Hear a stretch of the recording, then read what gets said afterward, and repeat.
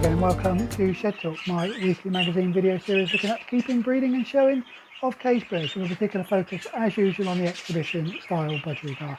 It's going to be quite a busy time in the shed this week, and I do have plenty of time to work on this. So there are a few things. We've got the normal stuff with the budgie breeding and outside with the Fife breeding, but the other couple of things are, at the end of the week, I have the Oxford 1910 Cage Bird Society Young Bird Show, and being the show manager, there's quite a bit of work this week leading up to that. I've managed to get all of the pre-stuff done. It's just receiving entries now and cage labels and that sort of thing, and then sorting out all the other paperwork for the actual show day on Saturday. So by the time this video comes out, I should be checking birds in, or virtually very shortly afterwards, checking birds in at that show. So, and if you're coming along to that show, I look forward to seeing you there. The other thing is as you can probably see behind me, the main flight looks a little bit on the dark side. I don't know whether that's showing up particularly in the video, and it's a little bit on the dark side because the fluorescent tube that normally illuminates this particular area of the shed, I've got two tubes, one that covers the main bulk of it, and then I had a smaller tube that was lighting up the two main flights. Well, the bulb in that has gone, and I didn't really want to replace like for like, because it was almost as, well, in fact it was just as cheap to buy a brand new larger LED strip light than to replace the fluorescent tube in the current one. So I am currently waiting on that strip light to arrive. It should arrive very, very shortly. So I'm hoping by the end of this video we'll be stood back here and the area behind me will be much, much brighter with a brand new, slightly larger LED tube behind or lighting up that area. And it's my intention then is actually to replace the other large tube with another LED strip light. So as you can see, a fair bit of work to go on in the shed this week, and in generally in my bird keeping world this week. Right, so what we'll do is we'll begin by looking at the two breeding cages that we've got still on the go. One that has a healthy number of chicks in it, and one that has full eggs in it, which is always good news, isn't it? And once we've done that, we'll pop outside and have a look at the Fife. So we'll begin with cage number one as usual, and this pair, you might remember, has currently got 4 chicks in the box. You should be able to see them in this short clip here. 3 of those actually belong to the pair, and the 4th one belongs to the cage number 4. Remember, they only had 1 chick hatch in their final round, so we decided to move it into here. Pleased to say it's surviving really, really well. But with 4 chicks in the nest box, as you can see, the nest box is getting decidedly dirty and quite quickly. So I do need to keep cleaning this almost every 2 or 3 days now, just to make sure it doesn't get dirty. And also the rings are starting to get dirty. You might remember in the last video I made a comment about how clean the ring was on the lutinos that you can see in the box. Well, that ring is now becoming quite fouled, so I do need to keep that, and that's just a matter of, you know, scraping off any excess and then giving it a slight wash in some warmish water, just to keep the rings nice and nicely clean, and then we can pop all the chicks back into a nice clean nest box. So like I say, all 4 chicks are doing really, really well. I'm pleased with the lutino hen that we have in here. That will help us next year. I need to begin to think about what I will pair that to, whether to pair it back to the grandfather just to give us a few extra chicks, or whether to, or a few extra lutinos, or certainly red-eye chicks, or whether to think about pairing that to one of the split cousins, or half brothers and sisters. Something I need to think about. Anyway, so the other three you can actually see from the clip which is the chick from the nest below, because all three of the chicks off of this particular pair are clearly cinnamon. You can tell from the whitish down, and the one that stands out is the one from below, which is clearly a normal, because clearly not a cinnamon, because we have that very greyish down. So cage number one, I am pleased with the way this cage is going. If all three of these chicks make it through to weaning and then survive that period, I will be very happy. We'll have hopefully some relatively nice chicks off of this pair and the pair below. Right, so that is cage number one, as I say. Let's now quickly whiz across to cage number 6, where we have some good news: full eggs.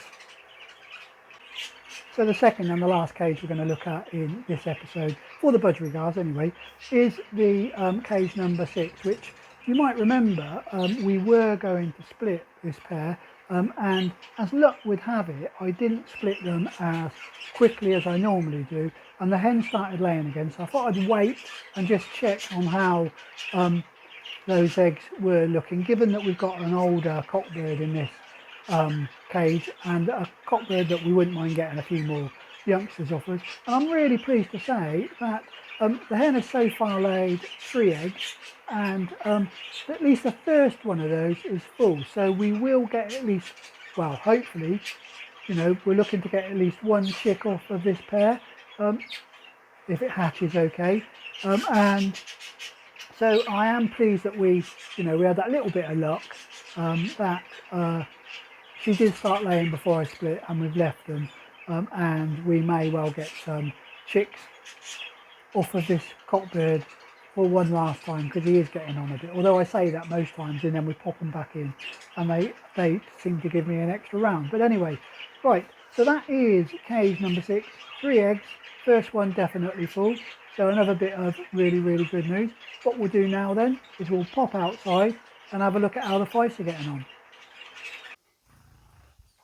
So welcome back outside to a very sunny finch and fife flight, where we're going to focus obviously on the Fifes, which are in full breeding mode. The cage behind me, which is I suppose cage number 1, is going well. We might remember that we had 2 chicks off of the first round, and those 2 chicks, you can probably see them in this clip, are developing reasonably nicely. I did say there was quite a bit of feather plucking going on there, and thanks for those who did feedback and said it will grow back, and it is starting to, although they do look terribly scruffy, and I gather that seems to be quite a problem all round at the moment with the canaries. I've had a number of people who would normally enter the 1910 Young Bird Show who are canary breeders, who have just said they've got nothing because they just look absolutely terrible. So so the 2 youngsters that I've now fully weaned, I did separate them. I think I said in a couple of episodes ago that there was a little bit of one of them was bullying the other one, so that's why they're separated into with that divider down the middle. The second round are going well. There's 2 chicks in there that are continuing to develop. I'm not going to show you those this time around, because I think Mum's, when I was down here, is in the process of feeding them, so I can't show you that because it will probably disturb her a little bit. You can see her in the clip though, sat next to the nest pan, and I think you can probably just make out there's some seed around her beak. Anyway, so those 2 are continuing to develop reasonably nicely, so happy with cage number 1. That'll be the last round for these. I'm not going to let them go for a third. In cage number 2, the second pair, we have 2 eggs of the 3 that were laid. One was destroyed, and I'm not quite sure why it got destroyed, but we have those 2 eggs that are doing well. Mum's sitting on them quite nicely. We are expecting those to hatch. relatively soon. The two youngsters, again, a bit like cage number 1, are looking worse for wear, and there has been some quite severe feather plucking on these, although it does look as if the feathers on the back are beginning to come back again, and one of them looks like they might be just beginning to regrow the tail. So yeah, reasonably happy with how that one has gone. We're yet to see what these will look like because it's really difficult given how untidy they are, but one of them looks like, you know, it might have quite a nice little head on it. So I'm hoping that one will develop into a reasonable bird if all the feathers grow back again. Right, so yeah, reasonably happy with how we're going down here. This pair will go for a second round, and we'll see how they get on with, well, they have gone for a second round, haven't they, because they got eggs. But that will be their last round as well, and then we'll close the breeding down in here. Not a massive number of birds, so probably hoping to get somewhere between 6 and 8, I suppose, hopefully, touch wood. Right, so say that's it for down here. We'll pop back inside to the budgies. Well, I just got back in from the Fife. Hope you enjoyed that very quick look at them. There's a couple of things. So far, the light hasn't arrived yet, so it may well be that they're going to be slightly darker than usual until next week's episode. But we've still got a little bit of time before I need to finalise this particular episode. A couple of other things. The first one is yesterday.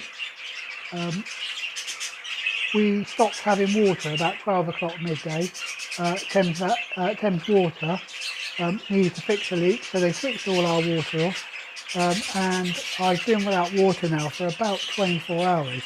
So it has caused me a couple of problems, particularly with cleaning the various cages out, because we've got some bottled water, but we really need to keep that for ourselves and for things like toilet facilities and that sort of stuff. So that's presented us with a little bit of a problem.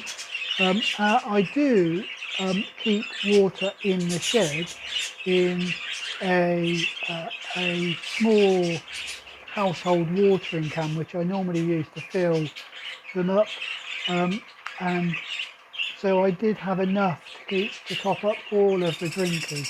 So that wasn't a problem, but I'm just hoping that it won't go on for too much longer, because that will leave me with a bit of a problem come tomorrow about how I do deal with the shortage of water. I would say I'd nip to the shops and buy some more bottled water, but they've suddenly put their prices up, as always. Right, so that's the one of the issues we've had. But let me know, you know, when the water goes off, or if you have a similar problem with water going off, how you tackle that. The other thing that was I suppose a little bit of bad news. On the good news side of it, I ordered 2 items 2 days ago. One was seed from Hates, where those of you that regularly watch the channel will know that's where I get my seed from. And I just wanted to say, you know, another excellent job from them. Ordered it on Sunday, so they wouldn't have got the order until Monday. Dispatched it on Monday, arrived yesterday morning. So that excellent service as always. And the other thing was, I also at the same time ordered some new mite treatment from Aviform, and again that, you know, almost instantly hopefully if I did put my address on there, I will blur that out. So yes, so I did get that arrived very, very quickly as well. So from Royal Mail of all people, which, you know, normally it takes ages, although they do seem to deliver parcels rather than letters. Still waiting on a number of entries for the Oxford 1910 that I hope are stuck in the post, otherwise we're not going to have that many entries for that show. So a big, like I say, a big, you know, well done to Hayes and to Aviform for dispatching those 2 items so quickly.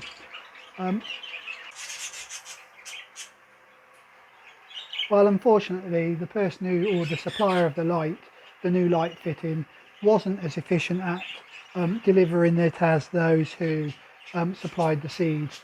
and the anti-mite treatment. So unfortunately I haven't had a chance to fix the loo light. Hopefully we'll look at that in the next episode. What I have managed to do is clear down all of the cages, so we've now only got 2 cages, the 2 cages we looked at earlier, still up and running. The others I've moved the hens back into the main flight, and I've now cleaned, well, given the cages that are now empty a provisional clean. I will have to give them all a much more thorough clean very, very shortly, so within the next couple of weeks anyway.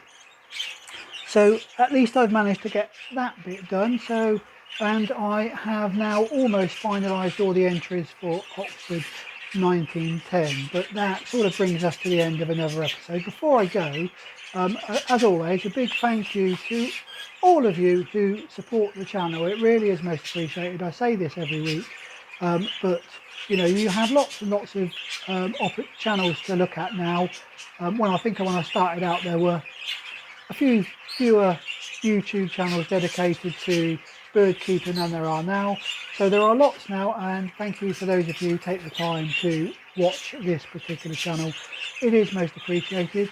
And particularly those of you who subscribe to the channel. You're not yet a subscriber and you're watching this video, please do subscribe, helps the channel to grow.